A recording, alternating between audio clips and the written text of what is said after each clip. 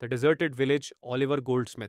कवि परिचय: Oliver Goldsmith, 1730-1774, एक प्रमुख अंग्रेजी कवि, नाटककार और उपन्यासकार थे। उनकी रचनाएं समाज की असमानताओं और ग्रामीण जीवन की कठिनाइयों को उजागर करती हैं। उनकी प्रसिद्ध रचनाओं में द विकार ऑफ वेकफील्ड और दी ट्रेवलर भी शामिल हैं। द डिजर्टेड विलेज उनकी सर्वश्रेष्ठ काव्य रचनाओं में से एक है। कविता का परिचय: ये कविता 1770 में प्रकाशित हुई थी। द डिजर्टेड विलेज ग्रामीण जीवन की सुंदरता और उसकी सादगी का वर्णन करती है, जिसे औद्योगिक क्रांति और संपन्न वर्ग की लालच ने नष्ट कर दिया।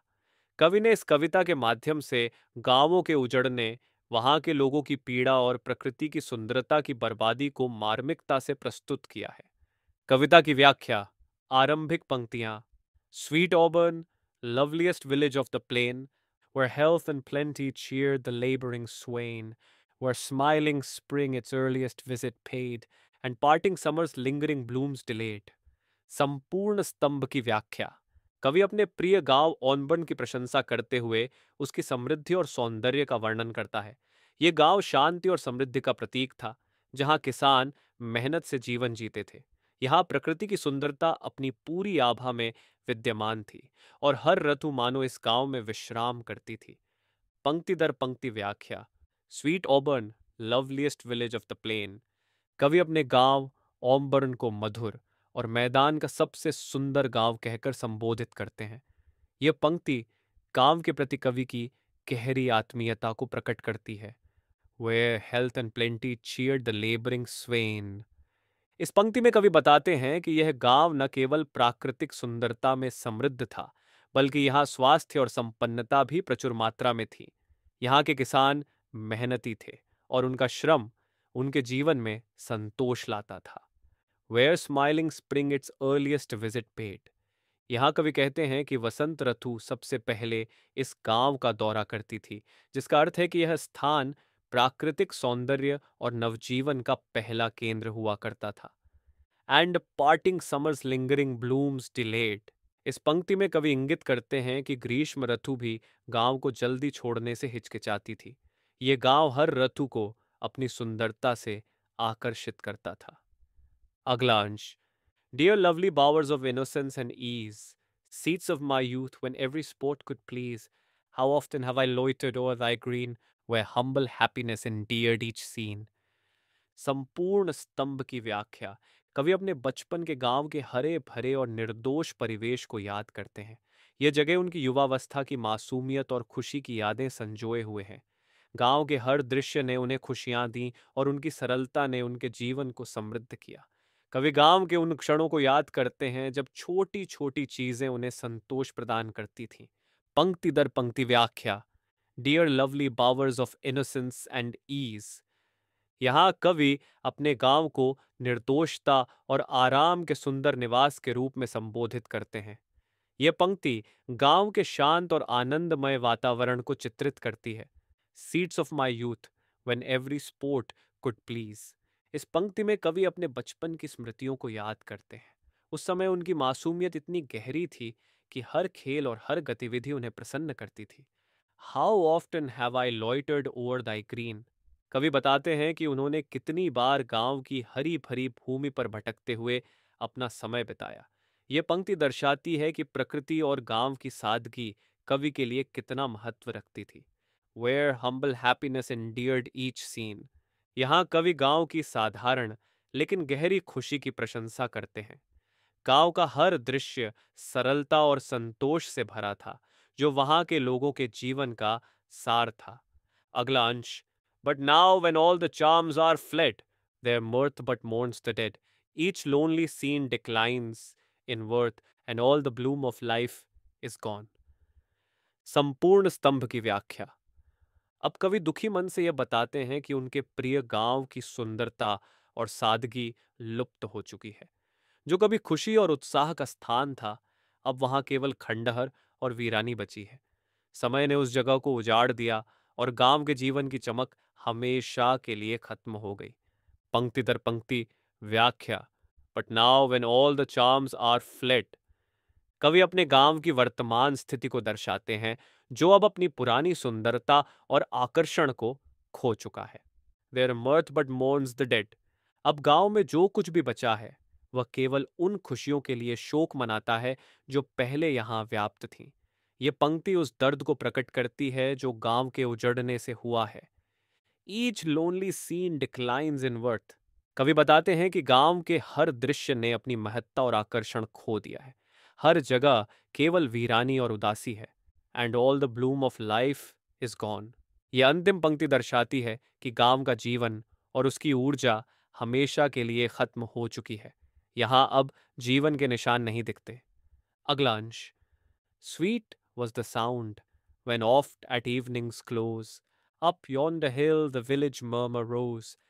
There, as I passed with careless steps and slow, the mingling notes came softened from below.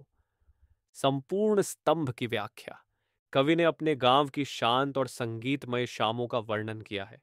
वह बताते हैं कि कैसे गांव की हलचल और जीवन की आवाजें पहाड़ियों तक पहुंचती थीं और उन ध्वनियों में एक अद्भुत माधुर्य था। कवि उन पलों को याद करते हैं जब वह बिना किसी चिंता के धीरे धीरे चलते हुए इन मनमोहक ध्वनियों को सुनते थे। पंक्ति दर पंक्ति व्याख्या। Sweet was the sound when oft at evenings close. कवि कहते हैं कि शाम के समय गांव की आवाजें कितनी मधुर लगती थीं। यह पंक्ति गांव की हलचल और वहां के जीवन के प्रति कवि के गहरे लगाव को दर्शाती है। Up yonder hill the village murmur rose. यहाँ कवि बताते हैं कि गांव की हलचल की आवाजें, जैसे लोग बातें कर रहे हों या गतिविधियां हो रही हों, पहाड़ियों तक पहुंचती थीं। वह आवाजें वातावरण को जीवंत बनाती थीं। There, as I passed with careless steps and slow. इस पंक्ति में कवि उन क्षणों को याद करते हैं जब वह बिना किसी चिंता के धीरे धीरे गांव की गलियों से गुजरते थे। यह उनके जीवन के सुखद और निश्चिंत समय को दर्शाता है। The mingling notes came softened from below. यहाँ कवि बताते हैं कि गांव से आने वाली मिश्रित ध्वनियाँ, जैसे पशु, लोग और प्रकृति की आवाजें, सुनने में कितनी सुखद और मधुर लगती थीं। ये ध्वनियाँ गांव के सामूहिक जीवन की झलक देती थीं। अगला अंश। The swain responsive as the milkmaid sang, the sober herd that lowed to meet their young, the noisy geese that gabbled o'er the pool, the playful children just let loose from school. संपूर्ण स्तंभ की व्याख्या। इस अंश में कवि गांव के जीवंत वातावरण और उसके अनोखे दृश्य श्रव्य अनुभव का वर्णन करते हैं। यहाँ किसान, दूध दुहने वाली लड़कियां, गाय बछड़े और गांव के बच्चे सभी अपनी दैनिक गतिविधियों में लीन दिखाई देते हैं। यह गांव की सामूहिक खुशी और सादगी का प्रतीक है। पंक्ति दर पंक्ति व्याख्या। The swain responsive as the milkmaid sung. कवि यहाँ किसान, स्वेन और दूध दुहने वाली लड़की मिल्कमेड का उल्लेख करते हैं, जो अपने काम के दौरान गाना गाते थे। उनकी आवाजें आपस में मिलती थीं और यह गांव के सामूहिक जीवन की खुशी को दर्शाता था। The sober herd that lowed to meet their young. गाय बछड़ों का उल्लेख करते हुए कवि बताते हैं कि कैसे ये जानवर अपने बच्चों से मिलने के लिए आवाज लगाते थे। यह प्राकृतिक जीवन की सहजता को दर्शाता है। The noisy geese that gabbled over the pool. गांव के तालाब के पास की गूंजती हुई हंसों की आवाजों का वर्णन है, जो पूरे गांव के वातावरण को जीवंत बनाती थी। The playful children just let loose from school. यहाँ कवि स्कूल से छुट्टी पाकर खेलते हुए बच्चों का वर्णन करते हैं। उनका उल्लास और खेल गांव की सजीवता का प्रतीक है। अगला अंश। But now the sounds of population fail, no cheerful murmurs fluctuate in the gale, no busy steps the grass grown footway tread, but all the bloomy flush of life is fled. संपूर्ण स्तंभ की व्याख्या। कवि अब गांव की दुर्दशा का वर्णन करते हैं। वह कहते हैं कि जो गांव कभी लोगों की चहल पहल और खुशी की आवाजों से गूंजता था, अब वहां खामोशी और वीरानी है। घास से ढकी पगडंडियां अब किसी के कदमों की आहट महसूस नहीं करती और जीवन की चमक हमेशा के लिए खो चुकी है। गांव जो कभी जीवन और उमंग से भरा हुआ था, अब निर्जन हो चुका है। पंक्ति दर पंक्ति व्याख्या। But now the sounds of population fail. कवि बताते हैं कि अब गांव में लोगों की आवाजें सुनाई नहीं देती। ये संकेत करता है कि गांव खाली हो चुका है और वहां रहने वाले लोग कहीं और चले गए हैं। No cheerful murmurs fluctuate in the gale. यहाँ कवि कहते हैं कि अब हवा में खुशियों की कोई गूंज नहीं है। पहले जो गांव के जीवन की ऊर्जा और उत्साह को व्यक्त करती थी, वह अब समाप्त हो चुकी है। No busy steps the grass grown footway tread. गांव की पगडंडियों पर अब किसी के कदमों की चहल पहल नहीं है। ये रास्ते अब घास से ढक गए हैं जो गांव की वीरानी को दर्शाते हैं। But all the bloomy flush of life is fled. इस पंक्ति में कवि कहते हैं कि गांव का सारा जीवन, उसकी ऊर्जा और उत्साह समाप्त हो चुका है। यह पंक्ति गांव के उजड़ने का अंतिम और दुखद सत्य प्रकट करती है। अगला अंश। And trembling, shrinking from the spoiler's hand, far, far away thy children leave the land. Ill fares the land to hastening ills a prey, where wealth accumulates and men decay. संपूर्ण स्तंभ की व्याख्या। कवि यहाँ गांव के उजड़ने का कारण बताते हैं। वे कहते हैं कि अमीरों और लालची लोगों ने गांव की सुंदरता और सरलता को नष्ट कर दिया। गांव के लोग इस बर्बादी से डरकर अपनी भूमि को छोड़कर कहीं दूर चले गए हैं। कवि ये भी बताते हैं कि ऐसी भूमि जहां धन बढ़ता है लेकिन लोग मिटते जाते हैं, उसका भविष्य अंधकारमय है। पंक्ति दर पंक्ति व्याख्या। And trembling shrinking from the spoilers hand. यहाँ कवि बताते हैं कि गांव के लोग डर और असुरक्षा की भावना से भर गए थे, क्योंकि अमीर और लालची लोगों ने उनकी भूमि और जीवन को नष्ट कर दिया। Far far away thy children leave the land. कवि कहते हैं कि गांव के निवासी, जो गांव के बच्चे हैं, अपनी भूमि को छोड़कर दूर जा चुके हैं। ये गांव की उजड़ी हुई स्थिति को और अधिक मार्मिक बनाता है। Ill fares the land to hastening ills a prey. यह पंक्ति इंगित करती है कि वह भूमि जहां लोग दुहाक और कठिनाइयों का सामना कर रहे हैं, नष्ट होने की ओर अग्रसर है। Where wealth accumulates and men decay। कवि का मानना है कि ऐसी जगह जहां केवल धन का संचय होता है लेकिन लोग नैतिक और सामाजिक रूप से कमजोर होते जाते हैं, उसका विनाश निश्चित है। अगला अंश। प्रिंसेस एंड लॉर्ड्स में फ्लरिश और मे fade, a breath can make them as a breath has made, but a bold peasantry, their country's pride, when once destroyed, can never be supplied। संपूर्ण स्तंभ की व्याख्या। कवि यहाँ यह व्यक्त करते हैं कि शासक और अभिजात वर्ग, राजकुमार और सामंत अपने जीवन में समृद्ध हो सकते हैं या पतन का सामना कर सकते हैं। उनकी स्थिति एक क्षणिक सांस के समान है। जैसे वे बनाए गए हैं वैसे ही मिट भी सकते हैं।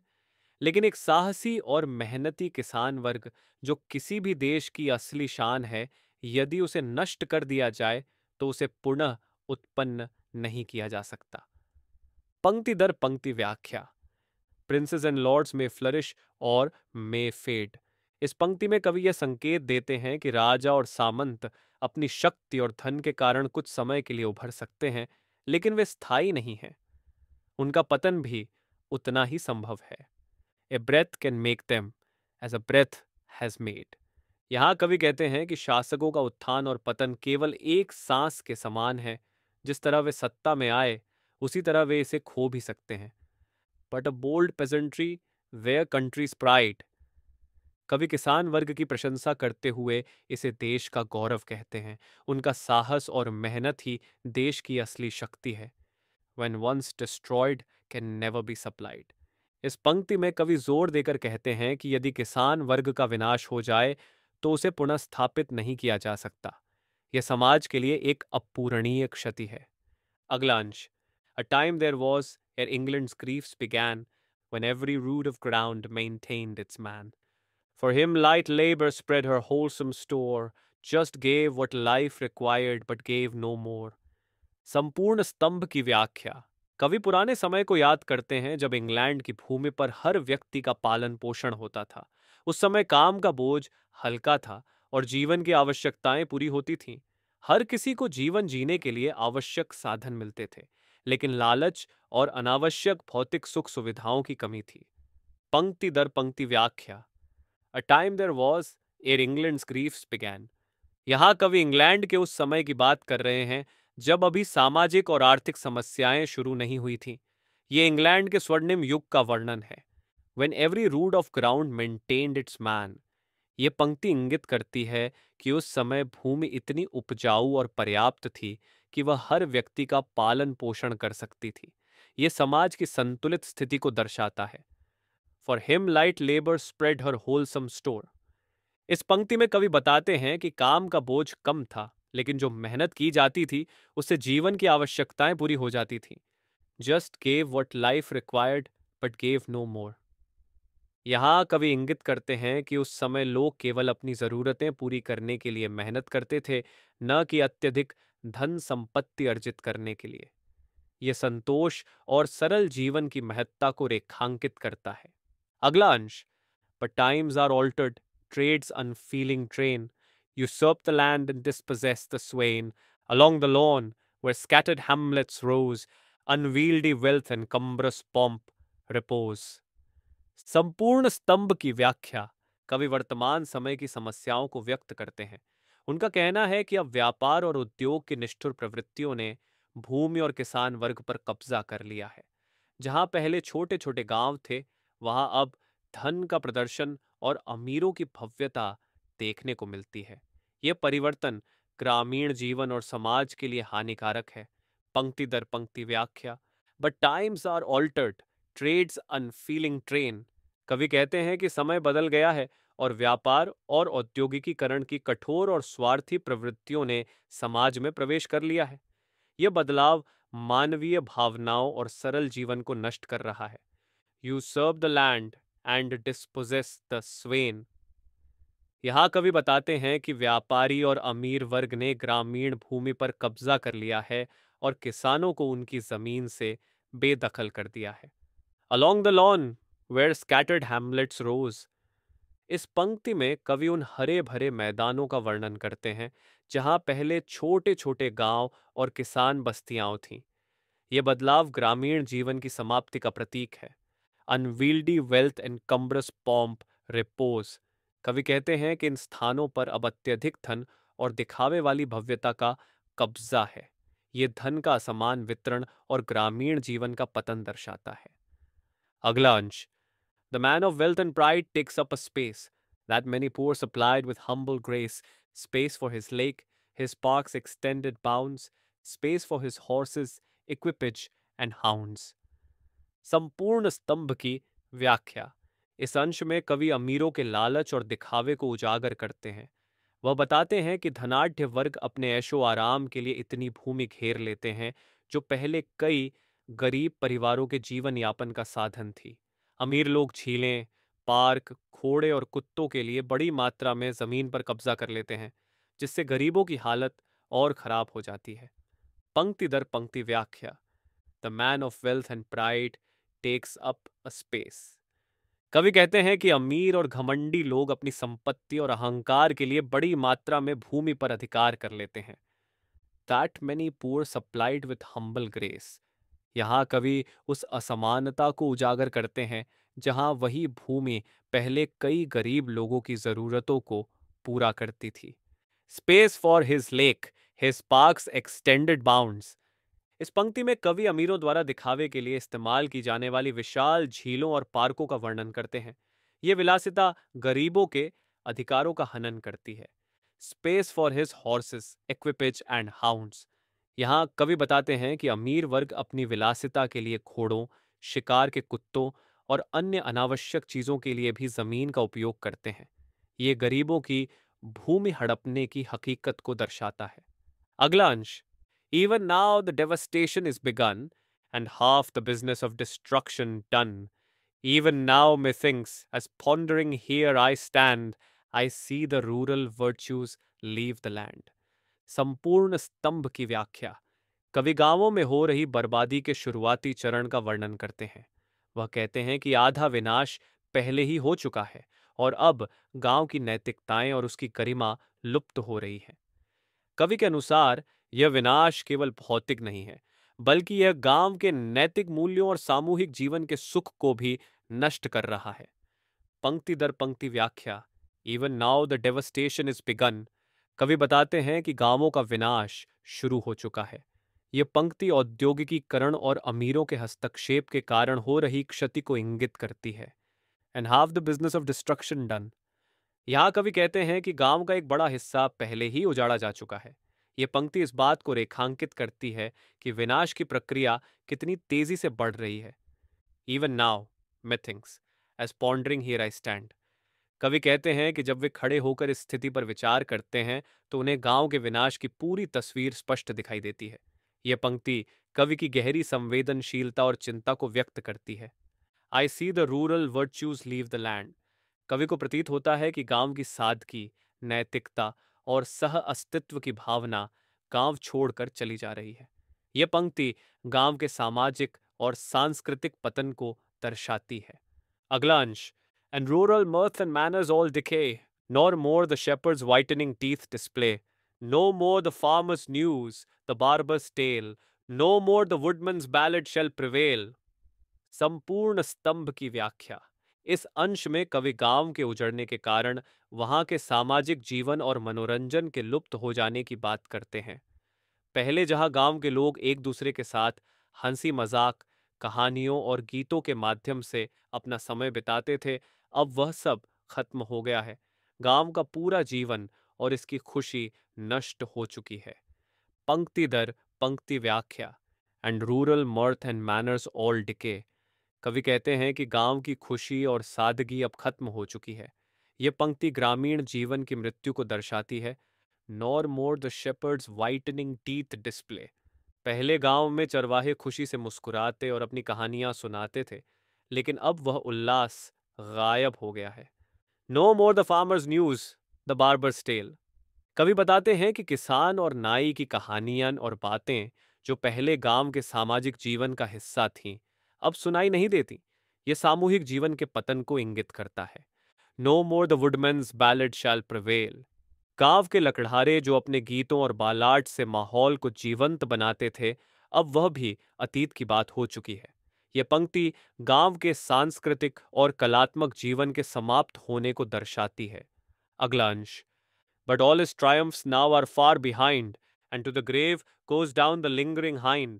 The country blooms, a garden and a grave, its glories perish, and its beauties fade। संपूर्ण स्तंभ की व्याख्या। इस अंश में कवि ग्रामीण जीवन के अंत को दर्शाते हैं। वह कहते हैं कि जो कभी गांव की शान हुआ करती थी, अब समाप्त हो चुकी है।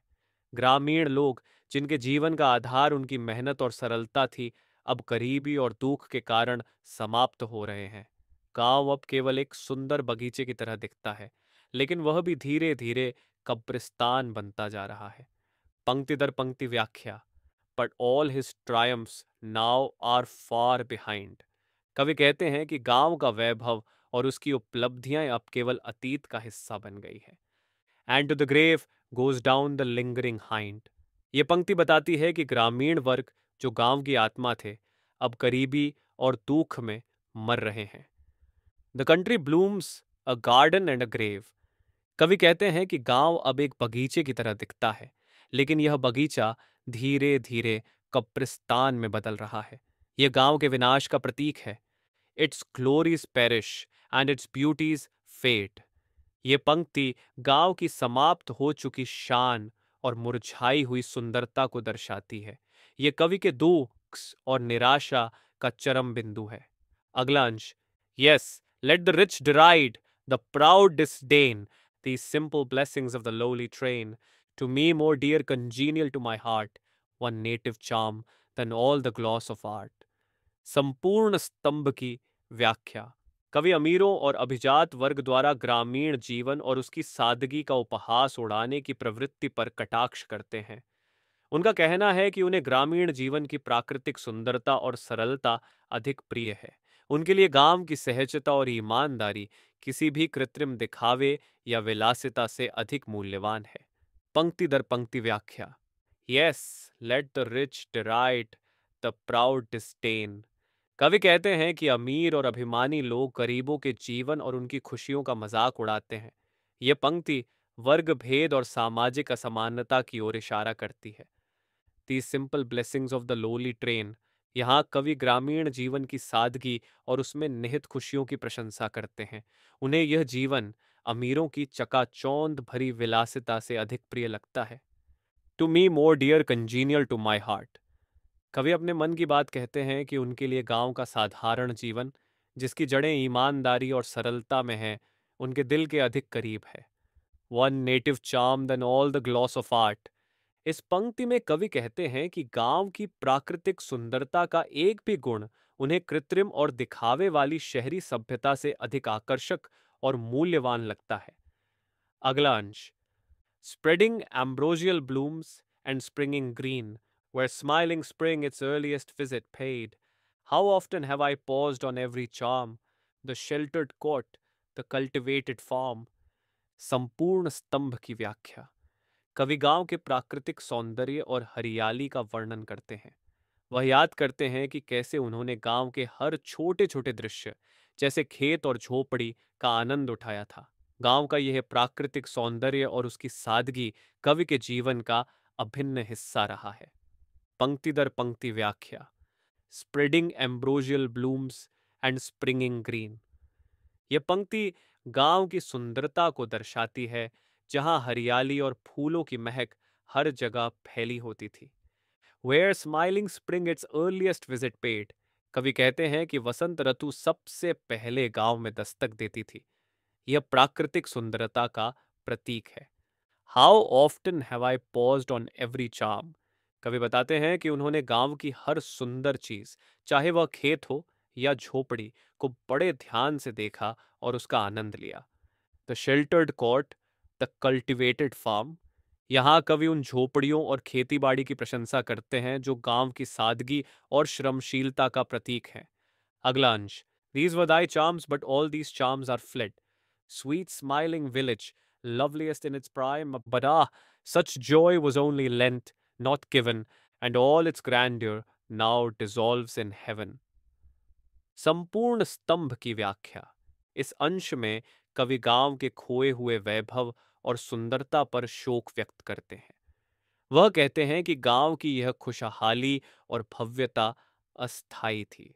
अब यह सब समाप्त हो चुका है, और जो कभी धरती पर जीवन का केंद्र था, वह अब स्वर्ग की शांति में विलीन हो गया है। पंक्ति दर पंक्ति व्याख्या। These were thy charms, but all these charms are fled.